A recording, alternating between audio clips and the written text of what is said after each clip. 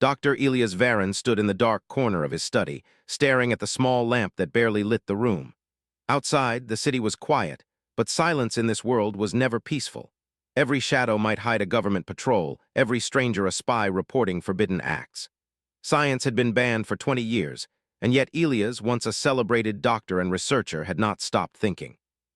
He had not stopped believing. In the lawless quiet, he whispered to himself, "If knowledge dies, so does hope."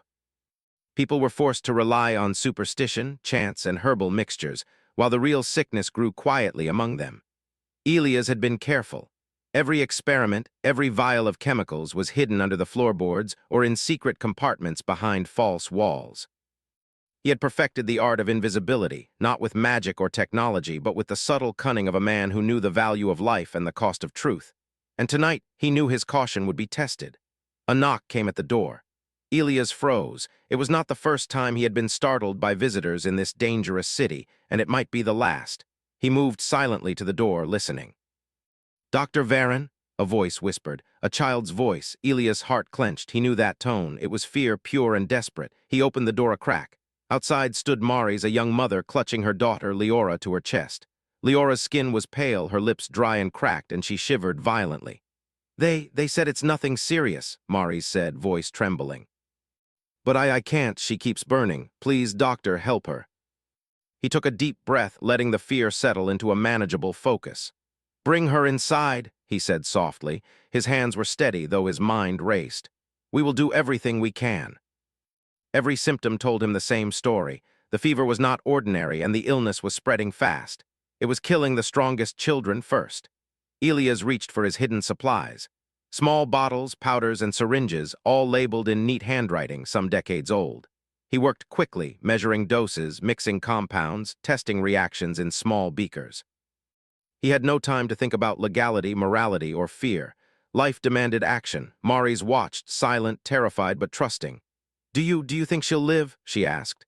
Elias did not answer immediately. He had learned long ago that promises in medicine were fragile. "We have a chance," he said finally. "A chance, nothing more." Elias monitored every change, adjusting temperatures, administering medicines, keeping Leora's small body alive. He whispered formulas under his breath, reminders of what he knew about the human body, about bacteria, about the delicate balance that kept life flowing. Outside, the night deepened. Outside, the city slept unaware of the battle waging in one small, hidden room.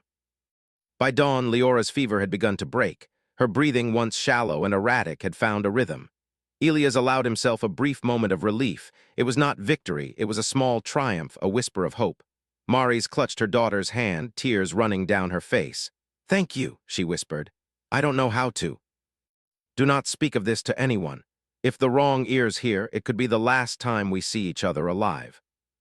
He thought about what he had done, about the risks, about the lives he could save if he dared to continue.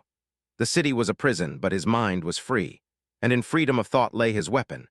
News traveled slowly in hushed whispers, but news traveled. By the end of the week, other parents came, quietly, carefully, bringing sick children or elderly relatives who no healer could help. Elias treated them all, moving with precision, teaching a few trusted friends the basic principles he used. Together, they formed a quiet network, a hidden army of knowledge and care, each act of healing a tiny rebellion against a world that had outlawed thinking. But the regime noticed. People were surviving in unusual numbers, escaping death when sickness should have claimed them. Agents began to move through neighborhoods, questioning, inspecting, observing. They had no proof, only suspicion, but suspicion in this world was enough to condemn. Elias knew it was only a matter of time before someone came for him. He began preparing. His lab had hidden exits, secret compartments, traps to delay intruders. He coded messages in ways only his apprentices could understand. Every experiment, every record, every vial of medicine was a treasure to be protected, not just for now, but for the future. One night, while reviewing notes, Elias realized that the illness was changing, mutating. Symptoms shifted slightly with each new case. His knowledge of biology told him that the disease was evolving, adapting to the environment, seeking weaknesses in human defenses. If left unchecked, it could wipe out entire districts before the city even noticed. He thought of Leora. He thought of the countless children who would die if no one acted. His resolve hardened. Fear was natural, but courage was necessary. Courage, paired with knowledge, was unstoppable. The next morning, he prepared a new treatment.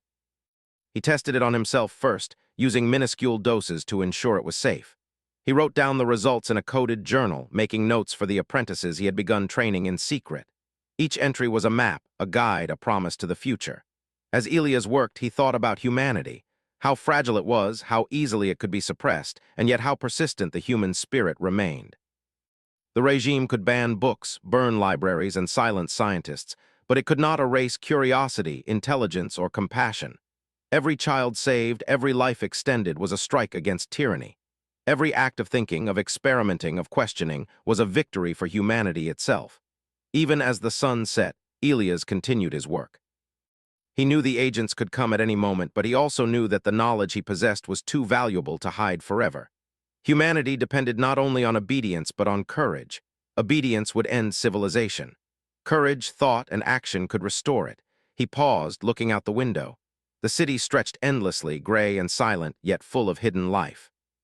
Somewhere in the distance, a patrol passed, their boots clicking on cobblestones. Elias smiled faintly. They could search all they wanted, they would not understand. Science was not just in the books or the machines. It was in his mind, in the reasoning, in the careful observation of the world. They could not ban that. And so, Dr. Elias Varon worked through the night, tending to the sick, teaching the willing, recording the knowledge that had been outlawed. He was a single man against a system that had outlawed reason, yet he carried the power of generations of human ingenuity.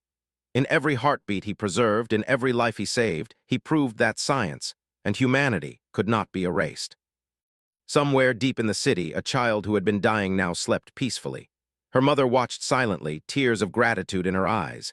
And in that small, hidden victory, Elias understood something profound. Hope was contagious. Knowledge was unstoppable, and one man armed with courage and reason could defy an empire. The world outside may have been silent, fearful, and obedient, but in the small study, hidden under layers of brick and deception, the spirit of humanity burned bright. And Dr. Elias Varon, the last scientist of his time, would ensure it never went out. The city had a way of sleeping as if nothing ever happened, as if the people obeyed blindly and the streets were nothing more than stone and dust. Yet within the shadows of quiet alleyways and behind the closed doors of small homes, whispers traveled faster than the patrols could ever move. Word of a doctor who could heal the sick without superstition had begun to spread. No one said his name openly, no one dared, but mothers, fathers, and elders shared glances, a spark of hope passing silently between them. Doctor. Elias Varon had become the center of that quiet fire. After saving Leora, he knew he could not stop. There were too many sick, too many dying, but the risks had grown. The regime's eyes were everywhere, their suspicion palpable. Agents walked through neighborhoods, noting who had survived illnesses that should have taken them. And Elias, despite every precaution, knew that sooner or later they would notice the patterns that pointed to him. He had prepared for this moment. Over the past week, he had trained two trusted friends, Mara and Joran, in the basics of his work. They were not scientists, not trained in laboratories, but they had sharp minds and steady hands. Mara was a nurse before the ban, and Joran had been an engineer. Together, they formed a small team, learning to mix compounds, measure dosages, and care for the sick with precision. Every session was careful, deliberate, with strict instructions to erase any trace of their work. Tonight, they gathered in Elias' hidden study once more. The lamps glowed softly, illuminating vials, beakers, and carefully organized papers. Leora's recovery had brought Mari's back, and she insisted on helping, though Elias only allowed her minor tasks, cleaning, organizing, and tending to the patients in ways that would not expose their secret. A new patient lay on the cot. A boy named Callan, barely 8 years old, pale and trembling. The fever had taken hold quickly, leaving him weak and unable to move. His mother, a quiet woman with wary eyes, whispered anxiously, "Please, can you help him? I have no one else." His mind raced, calculating doses, determining which compounds would strengthen Callan's immune system without overloading his body. He worked quickly, quietly, his hands moving with confidence and care. Mara prepared the syringes as Elias instructed. Joran monitored the small fire he kept under a beaker, and together they administered the treatment with precision. Hours passed. The boy's temperature stabilized, though he still shivered. Elias adjusted the mixture carefully, whispering the chemical reactions to himself, noting each change. "This is different," Mara said softly. "It's spreading faster now. Even children who seem healthy fall ill suddenly. We have to be faster, smarter, and we must teach more people. If we act alone, we cannot save enough. But Elias understood that fear alone could not stop them. Humanity thrived on intelligence, curiosity, and action. People willing to learn could carry the knowledge further than one man ever could. In the following weeks, Elias' network grew slowly but steadily. Each new apprentice learned the basics, understanding the human body, recognizing symptoms, preparing treatments, and keeping records. They also learned caution, how to hide notes, how to erase evidence, and how to act as though nothing unusual had happened. Knowledge, Elias explained, was a weapon that must be wielded wisely. Yet even as the network expanded, danger loomed closer. Government agents had noticed patterns of survival in certain districts. They asked questions, interviewed neighbors, and prowled streets at night. Elias had thought himself invisible, but he understood now that his caution was not enough. One evening, as he returned from a secret meeting with Mara and Joran, he noticed the faint glow of lanterns in the street outside. Figures moved carefully among the shadows, surveying doors and windows. Elias froze, heart pounding. He knew them. They were the agents sent to track those who defied the law. He slipped into the shadows himself, moving quietly through back alleys. His mind calculated possibilities, escape routes, hidden compartments, and decoys. He could not risk being captured, not only for himself, but for the lives of everyone who depended on him. One mistake could undo weeks of work. Inside his study, he moved quickly to conceal vials and notes. Empty jars replaced those with substances, books shuffled, diagrams hidden behind false walls. He even had a secondary exit, a narrow passage leading to the sewers beneath the city. When the agents approached, he remained perfectly still, listening to their footsteps. "They've been here," Joran whispered later after the patrol left. "They're getting closer. We must adapt. Science survives because it is flexible. We survive the same way." Every small act of science became a dance of ingenuity, a testament to human resilience. Then, one night, the network faced its first true crisis. Mara was transporting supplies to a family in the outer district when she was stopped by an agent. Her heart raced as she thought of the hidden vials in her bag, the notebooks encoded with the knowledge of generations. The agent demanded her identification, questioned her movements, and stared too long at the bag she carried. Thinking quickly, Mara pretended to be a friend delivering food and water. She explained that the bag contained herbal remedies, common and legal under the regime's narrow allowance. Her voice was calm, her hands steady, though her mind raced. The agent examined her briefly, then moved on, unconvinced yet satisfied enough to let her pass. When she returned, Elias hugged her tightly, relief and pride mixing in his chest. "You were clever," he said. "Intelligence is stronger than fear." But it also strengthened their resolve.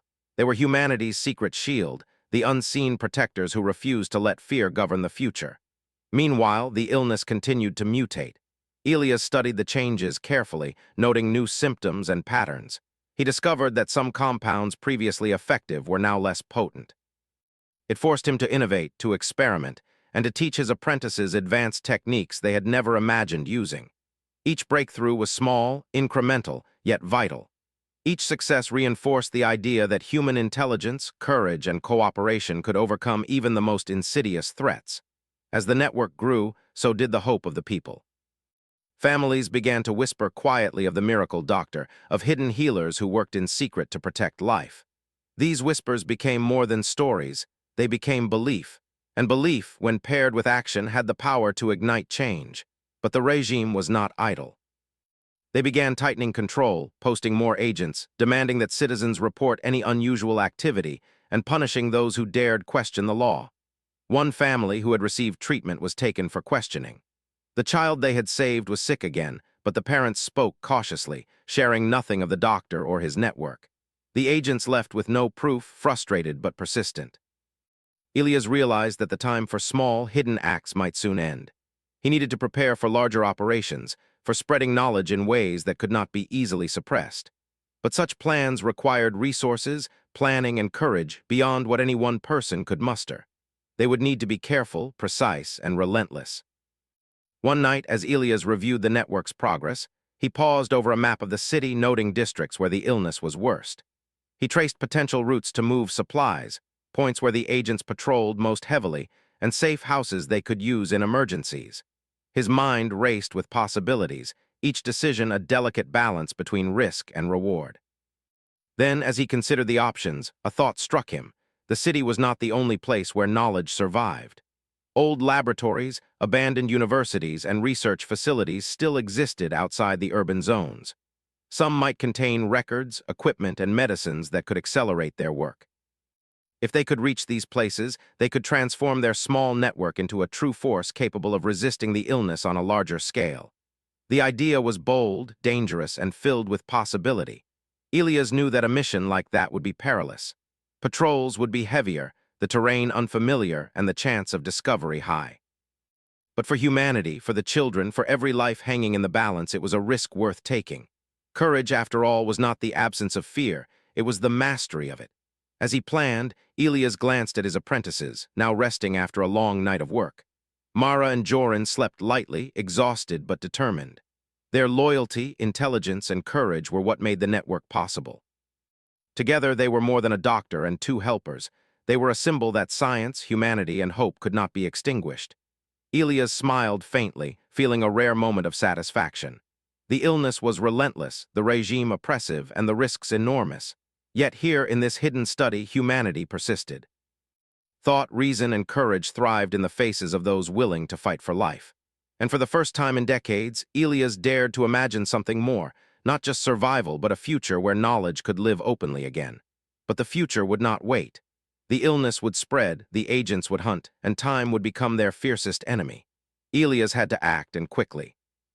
Plans for expansion, for greater reach, for turning whispers of hope into a shield strong enough to save thousands had to begin now. And so, as the first light of dawn touched the city, Elias gathered his notes, checked his supplies, and prepared to move the network forward. Science had been banned, and the world had been forced into ignorance, but knowledge had a stubborn way of surviving. The human mind, after all, could not be caged. The first step was simple. Continue saving lives, teach those who could learn, and prepare for a journey that would test every ounce of courage, intelligence, and ingenuity they possessed. Each act of healing was a rebellion, each lesson taught a defiance, and every quiet victory a reminder that humanity was unstoppable when it dared to think. The city outside remained quiet, obedient, unaware of the sparks igniting beneath its streets. But within hidden homes, in dark alleys, and in the hearts of a few brave souls, a fire had begun. A fire that no law could extinguish, no patrol could suppress, and no fear could conquer. Elias Varon, the last scientist of his generation, knew the path ahead would be dangerous, uncertain, and fraught with peril. But he also knew this. When the world demanded silence, when fear threatened to rule, the human mind could still shine like a beacon. And he would ensure it burned brightly, no matter the cost. For humanity, thought, courage, and life itself depended on it. Elias studied the map of the city for the third time that night, tracing the streets with his finger, imagining the patrols, the hidden paths, and the safe houses where his network could hide if discovered.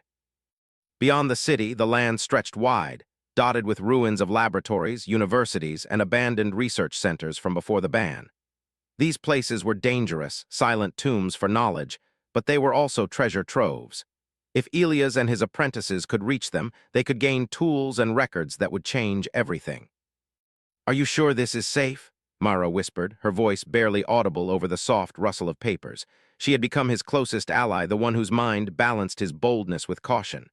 "Safe is a word we cannot use," Elias replied, a faint smile on his face.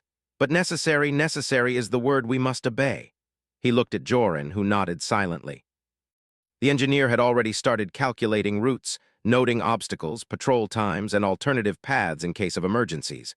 Their combined minds worked like gears, precise and unyielding.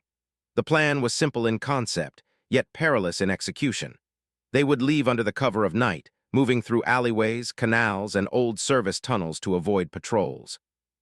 Once outside the city, they would travel toward an abandoned research facility rumored to contain medical archives, chemicals, and equipment untouched since the ban. It was their best hope to fight the evolving illness and expand their underground network.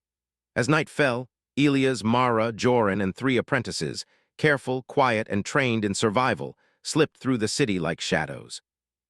Their hearts beat steadily, adrenaline sharpening their senses. They avoided streets with patrols, ducked behind carts and crates, and crossed rooftops where the guards, lanterns, could not reach. Every step was calculated, every pause a test of patience and nerve. Hours passed. The moon illuminated their path as they reached the outer edge of the city. Here the streets ended, replaced by dirt roads and wild overgrowth. The silence of the night was heavier, broken only by distant calls of animals and the occasional whistle of a wind gusting through abandoned buildings. Elias led the group carefully, knowing that the outside world held dangers of its own, wild animals, treacherous terrain, and unexpected obstacles. Finally, after several tense hours, they reached the ruins of an old research facility.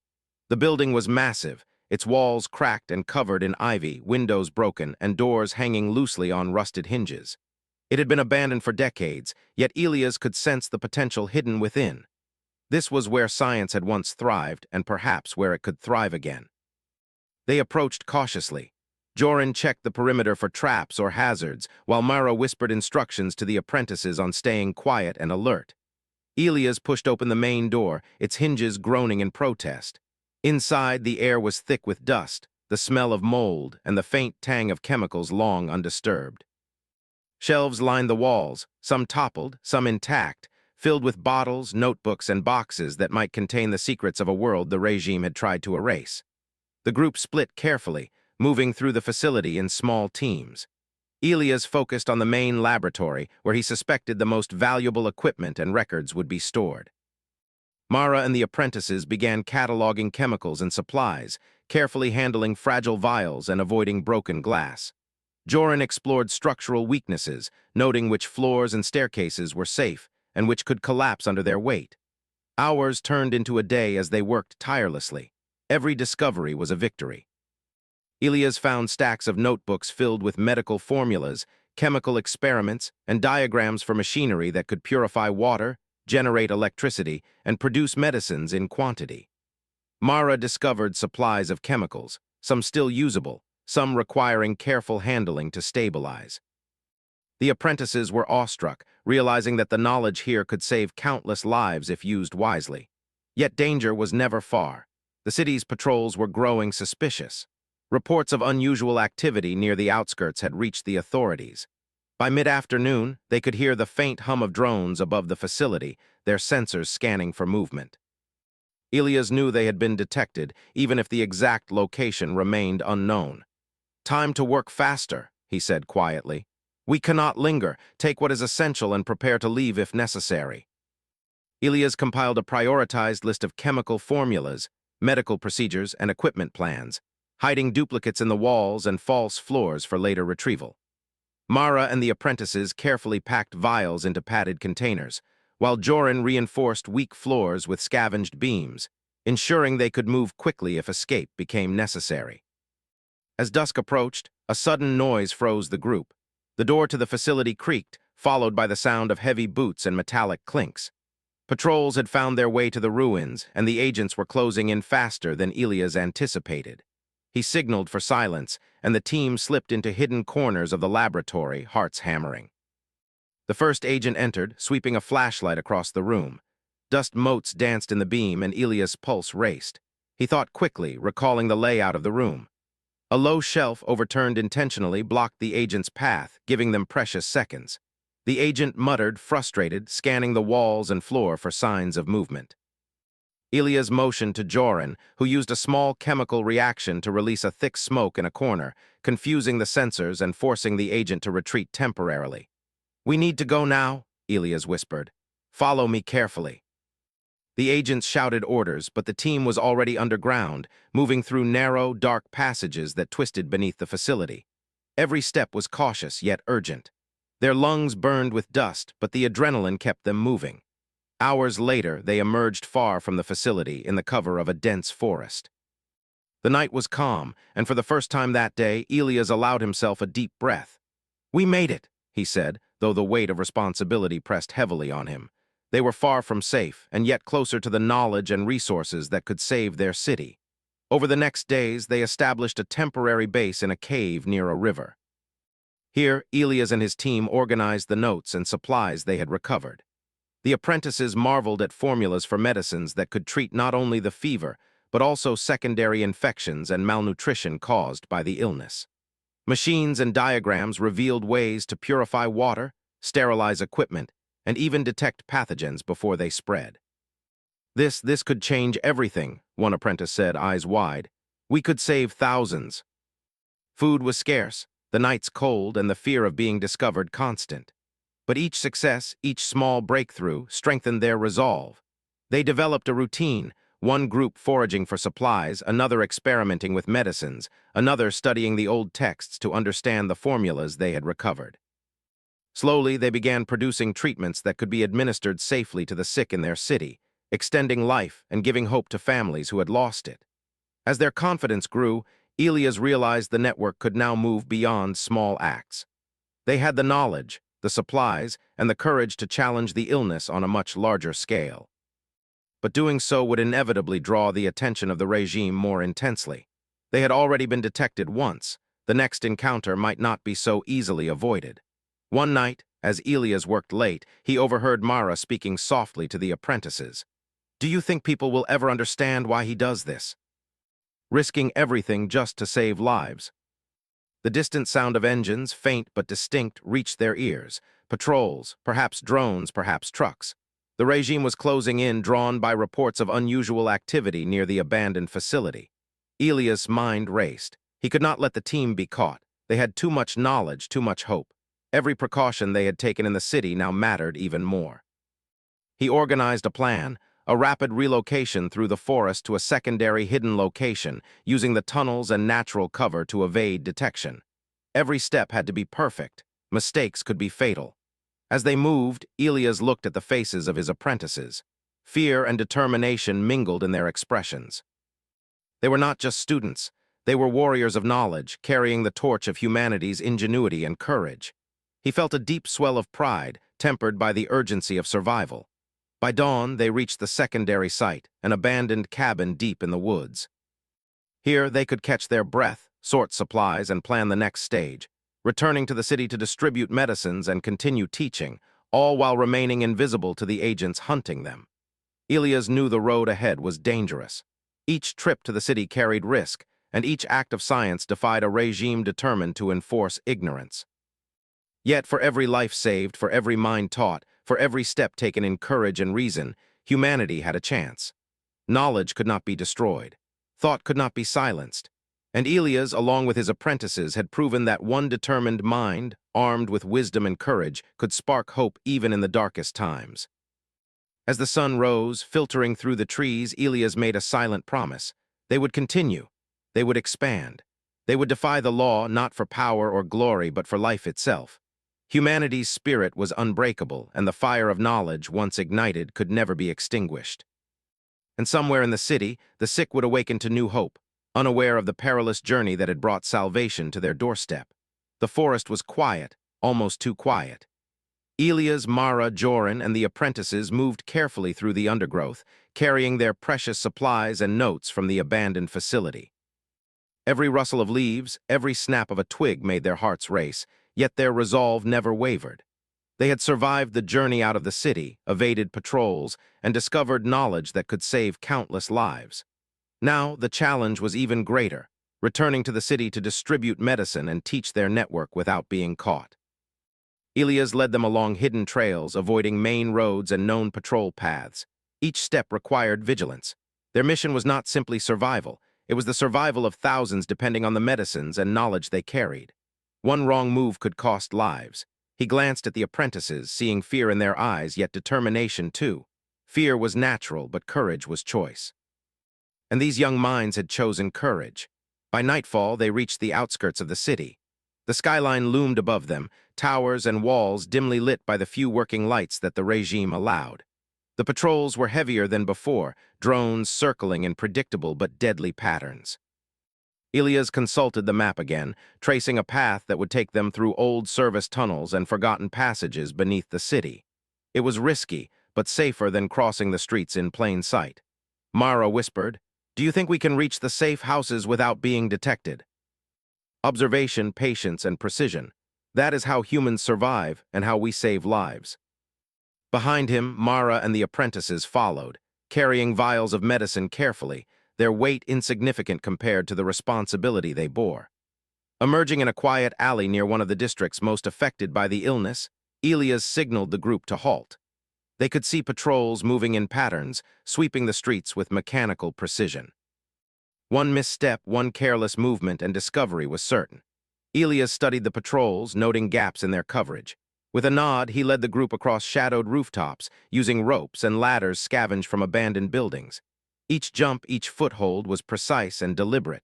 At last, they reached a hidden house, one of several safe locations for their network. Inside, a small group of apprentices and helpers had already gathered, waiting for the medicines and instructions. Elias immediately began instructing them on preparing treatments, distributing doses, and documenting every procedure. The goal was not only to save lives, but to ensure that knowledge was shared accurately, so it could be used again and again without error. The following weeks were a whirlwind of activity. Teams went out in shifts, distributing medicines, teaching trusted citizens, and observing the effects of treatments. The apprentices learned quickly, their confidence growing with every success. Children recovered, the elderly regained strength, and families who had feared the worst began whispering about the miracle doctors who moved unseen through the city, saving lives. But the regime was becoming more aggressive. Reports of unusual survival rates in certain districts had reached the highest offices. Patrols were increased, drones flew closer to buildings, and agents questioned neighbors more intensely. Elias realized that their operations were now under close scrutiny, and any mistake could bring the full force of the regime down upon them. One night, while distributing supplies to a family near the city center, Elias spotted a patrol moving toward them faster than expected. He quickly signaled his team to take cover. Using a combination of clever misdirection and knowledge of the environment, they ducked into an abandoned shop and barricaded the entrances with shelves and crates. Elias then set up a small, controlled chemical reaction to create smoke, enough to confuse the patrol, but not to harm anyone. The patrols hesitated, scanning the smoke, and eventually moved on. The apprentices watched in awe. Elias smiled faintly, knowing that these were lessons no book could teach. It was ingenuity, courage, and the careful application of knowledge that had kept them alive. Humanity, he realized, thrived not only in books and experiments, but in thinking creatively under pressure, in turning danger into opportunity. The team continued to expand their reach. They found families hiding in fear, districts suffering from illness, and people willing to learn the principles of medicine. Each success was a triumph, yet every step brought the looming threat of discovery. Elias knew that eventually the regime would intensify its hunt. They needed to prepare for the inevitable confrontation. That confrontation arrived sooner than expected. One afternoon, while Elias and his team were treating a group of children in a hidden courtyard, a group of agents arrived unexpectedly, surrounding the area. The team froze, knowing that capture meant certain death. Elias quickly assessed the situation. The agents outnumbered them, but they were predictable, relying on brute force and fear. Elias had something they lacked: knowledge, creativity, and human ingenuity. He whispered instructions to his team. Mara and Joran set up obstacles using discarded materials, creating narrow passages and hiding spots. Apprentices quietly moved containers filled with harmless chemicals that, when ignited, produced blinding smoke and light. The agents were forced to navigate through this improvised maze, slowed and confused by the team's clever arrangements. Elias took a deep breath. It was time to act decisively. He used a small electrical device, repurposed from old equipment in the abandoned facility, to disable the lights and disrupt the agents' drones. In the darkness, his team moved swiftly, guiding the children to hidden tunnels that led away from the courtyard. The agents shouted, confused and frustrated, but Elias had calculated their reactions and ensured the escape route remained secure. Once the children were safe, Elias and his team retreated to a safe house, hearts pounding but spirits unbroken. The encounter had been close, too close, yet it had proven something vital. Human ingenuity, courage, and quick thinking could overcome even the most formidable forces. The regime might control laws and patrols, but it could not control creativity, intelligence, or the determination to save life. After that night, the network became even more cautious. They implemented stricter protocols, moved supplies more discreetly, and ensured that only the most trusted citizens received training. But Elias also realized that fear alone could not be their guide. The people needed hope, knowledge, and action. If they became too secretive, the fire of human ingenuity would dim. If they acted boldly, they risked exposure. But they also inspired others to think, learn, and act. In the following weeks, Elias coordinated several missions to different parts of the city. They discovered families who had been abandoned by the regime, districts suffering from extreme illness, and areas where superstition had taken root because of the absence of knowledge. In each case, they administered treatments, shared basic principles of science, and documented results for future use. The apprentices learned rapidly, their skills growing with each mission. Mara became an expert in improvising medicines from limited resources. Joran developed mechanical devices that allowed them to move supplies faster and safely. The apprentices learned to read symptoms quickly, adjust dosages, and think creatively in the face of danger. Each lesson was not just about survival. It was about human ingenuity, resilience, and the power of knowledge. Yet Elias never forgot the larger picture. The regime's forces were still out there, watching, hunting, and enforcing ignorance with brutal efficiency. He knew that their operations could not remain hidden forever. At some point, the confrontation would become inevitable.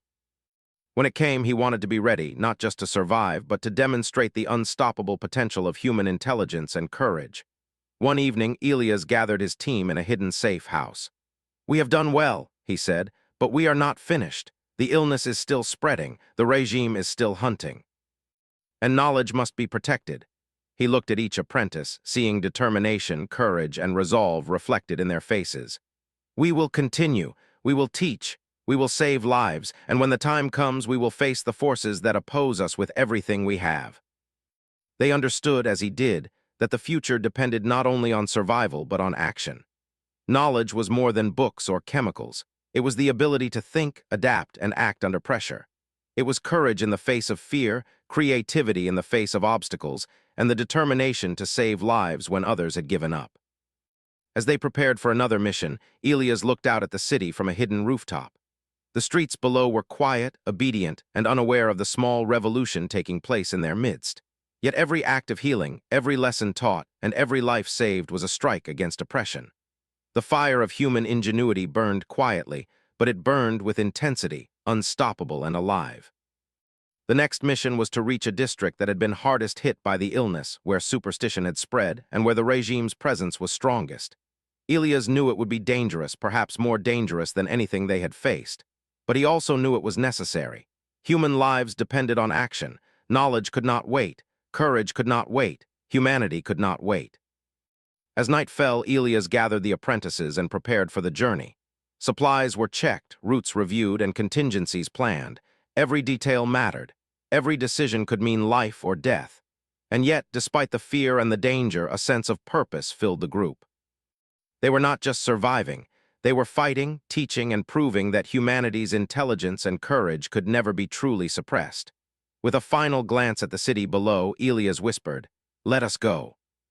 For those who cannot fight for themselves, for the sick, for the future, let us go."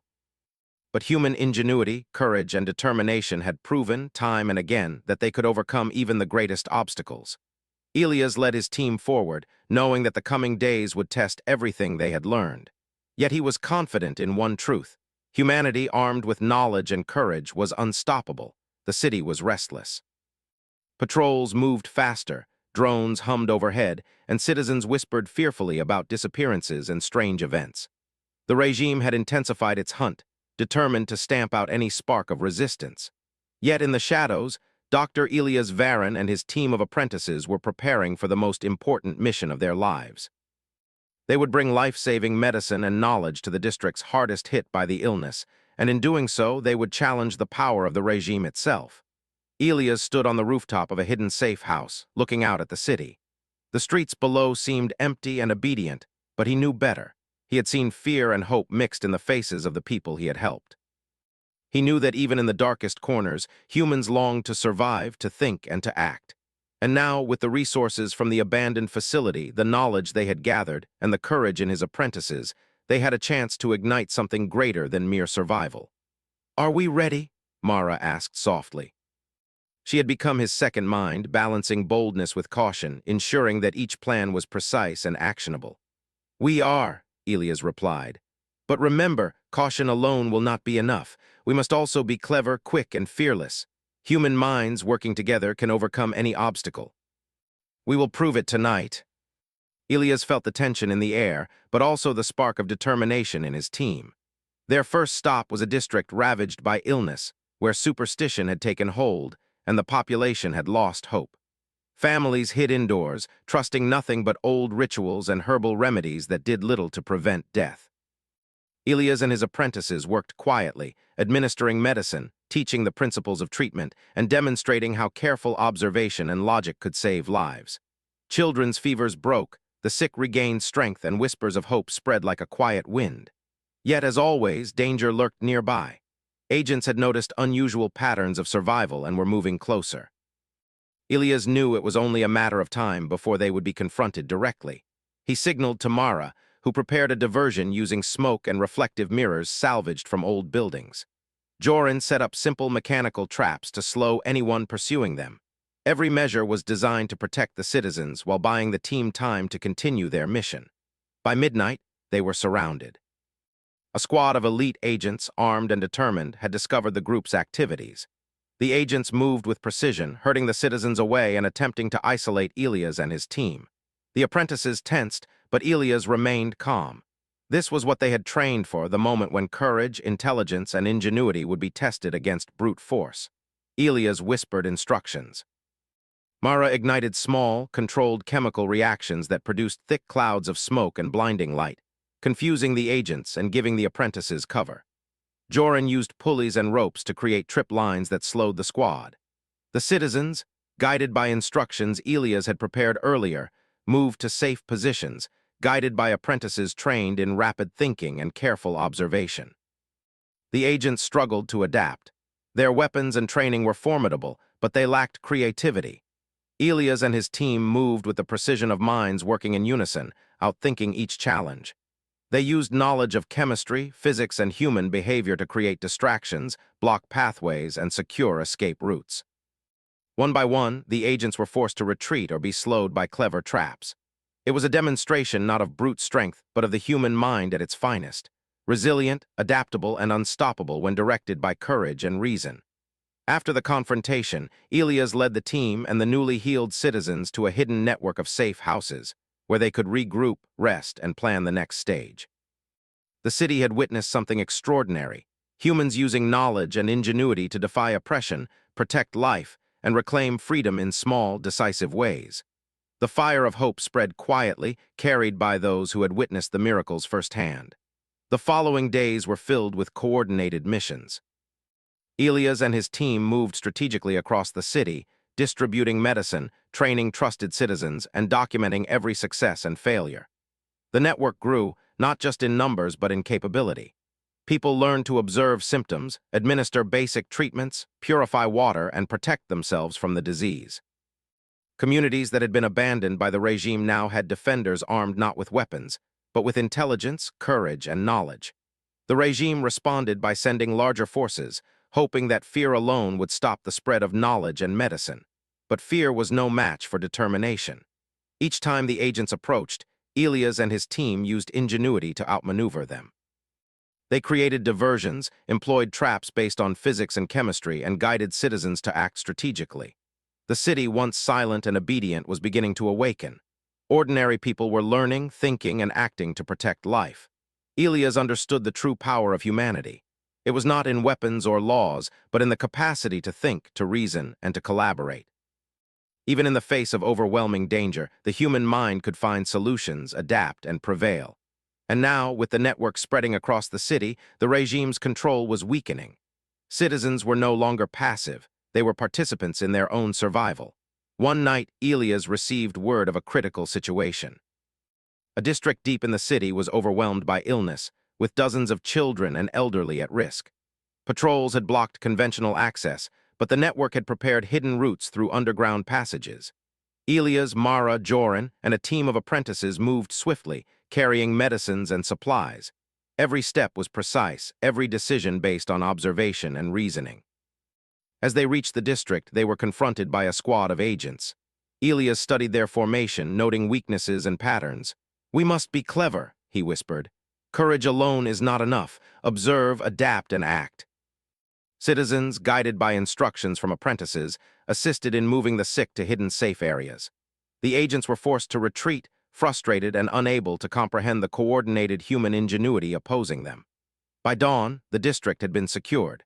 Children were treated, the elderly stabilized, and families learned to apply the principles of observation, hygiene, and medicine.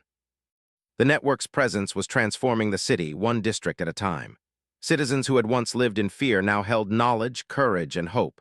Elias knew this was only the beginning. The regime could not destroy what they had begun.